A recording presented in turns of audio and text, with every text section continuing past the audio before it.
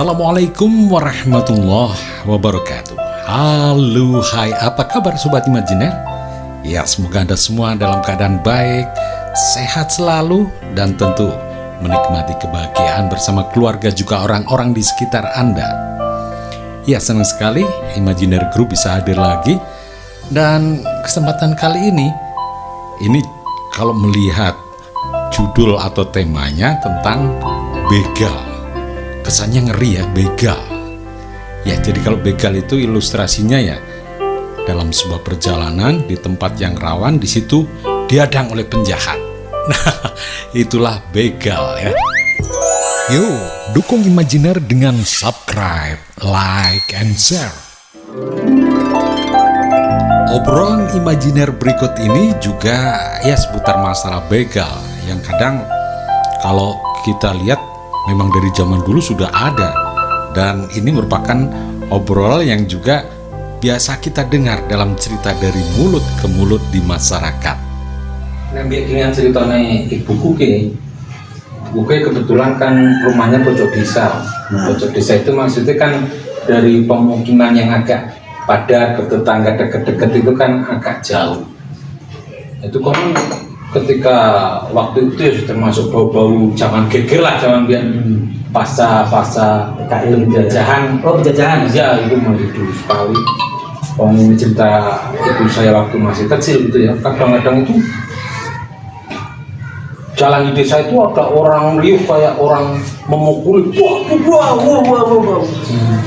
Kalau orang ketika diintip itu ditambuki itu sebelum debuh kayak aneh-aneh. Maksudnya hanya membuat suasana itu mencekam, mau bendo wedi itu soalnya kok kue itu yang diarah ya tentunya yang berharta ya, yang punya itu. Tapi rencananya mau maling gitu ya? Ya penjahat ya yang jelas. Tapi di sekitar desa itu. Iya. Kalau filosofi begal itu sebenarnya kan dulu ya, begal itu selalu menghadang di jalan. Iya. Ya. Jadi ada juga cerita itu. Bapak saya dulu di kampung kami itu ada perjalanan yang biasanya orang begal itu cari tempat yang agak sepi. Ya. Umpamanya naik pedagang dulu kan bawa oncor, malam-malam harus pikul gitu kan. Baik itu dia berangkat, pulangnya biasanya malam sampai ke desa yang di gunung-gunung itu. Iya. Nah itu di tengah jalan biasanya begitu, ada begal. Direbut itu harta bendanya. Bahasa yang sekarang itu biasanya ayo bondo apa nyawa, pilih bondo atau nyawa, gitu. Dan itu orang yang itu kan gemetar ya, akhirnya hartanya diserahkan semua. Itu cerita klasik ya, dipakai dan semuanya banyak kejadian semacam itu.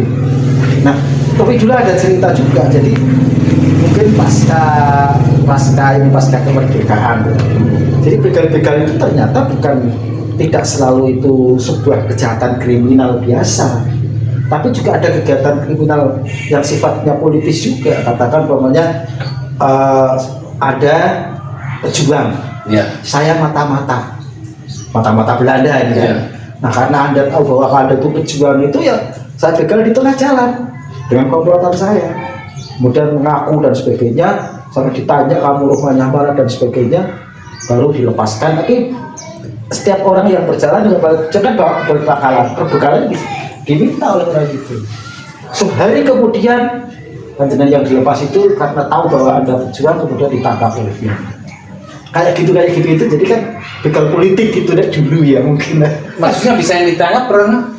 Nah karena tadi di begal itu kan ditanya kamu rumahnya mana itu ini dan sebagainya kan. Oh maksudnya identitasnya digali, nanti akhirnya bisa untuk buru nangkep gitu ya? Iya, bisa kayak. Tapi dulu ada kisah yang cukup menarik itu yang diceritakan oleh bapak saya itu. Jadi ada seorang lurah. Seorang lurah itu memang sudah terkenal sakti dia. Ya dulu kan lurah dulu kan sakti ya, hanya coro saiki mono punya kekuatan yang lebih. Ya, linwe itu orang-orang mengatakan seperti itu. Tapi nggak tahu apakah dia betul-betul atau tidak. Jadi dari perjalanan dia ke pasar. Dulu kan biasa ya, penjual datang sana dan sebagainya, terus malam di jalan. Nah dia pulang dari pasar itu, dia bertiga atau berempat itu di tengah jalan malam-malam itu dibegal oleh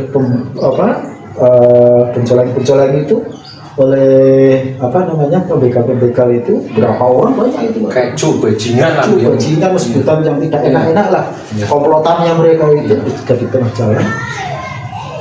Mungkin karena Pak Lurah itu juga seorang pemberani, dilawan dilawan sampai terjadi dulu kan saling apa sana, kemudian pakai pedang itu membakar sini ya pundaknya itu dipukul cerang bunyinya gitu. Jadi tidak patah punya tapi berbunyi cerang. Berarti kayak pedang ketemu benda keras. Ya, keras betul. Dan di situ kemudian lari semua. Berarti dia orang sakti. Sampai di bawah Pak Lurah itu cerita dengan temennya. Jadi mau belajukin apa kan? Gitu lah aku asing tak gawe. Jebulan pacul dia itu diletakkan di sini.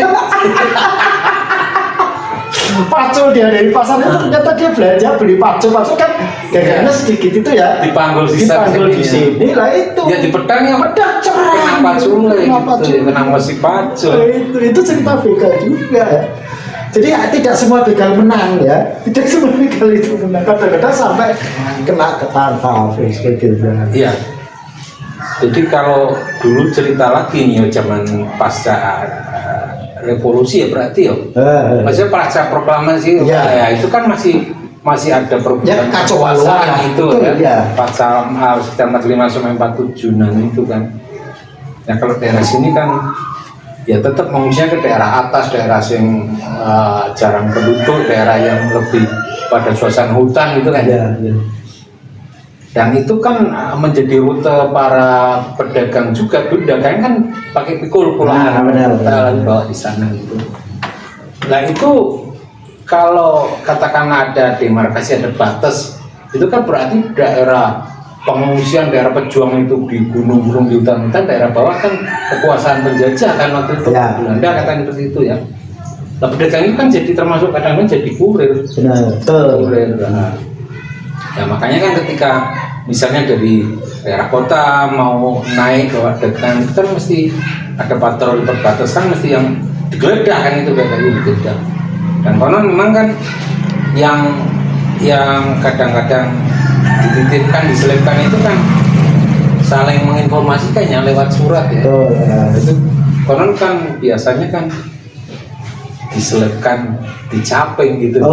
Jadi surat itu kan suratnya ya. Digerobok katakanlah pakai apa ini yang dipikul itu namanya apa itu? Itu ya semacam itu yang pakai bambu itu loh. Tumbu ya. Cepon tumbu ya. Dan saudara-saudaranya itu kan dibuka itu bawaannya apa saja, ada barang gergakan atau apa itu kan mesti dioperasi. Lah ketika turun hujan waktu itu, lah kan itu terjadi kan penghadangan pengawas perbatasan kan di jalan ya, rebutan itu dikiranya payung itu dipertahankan itu kan dikiranya urusan hujan, padahal dipertahankan karena ada disembunyikannya itu surat yang dititipkan itu di sana di caping itu. Ya itu banyaklah masalah itu, dan kadang-kadang memang yang terjadi itu setelah semuanya itu dalam suasana damai kan kadang-kadang terjadi oleh-olehan karena mereka ada saudara sendiri ya dari ada di pihak lawan. Kadang-kadang kalau yang dulu nggak tahu kurang ngerti roti dia dulu tetap dia. Banyak terjadi begitu oleh-olehannya. Artinya apa? Jadi ternyata fenomena begal itu sering muncul ketika terjadi ketidaknyamanan hidup, bahkan mungkin kekacauan, ketidakteraturan, gitu kan? Artinya zaman sudah tidak berpihak pada siapa melindungi siapa. Ini yang menurut saya bahaya. Yang mungkin apakah ini fenomena begal yang sekarang itu juga terjadi seperti itu? Wallahu a'lam bishawab ya. Ya, sementara sampai di sini dulu jumpa kita, dan insya Allah di kesempatan lain kita bisa jumpa lagi.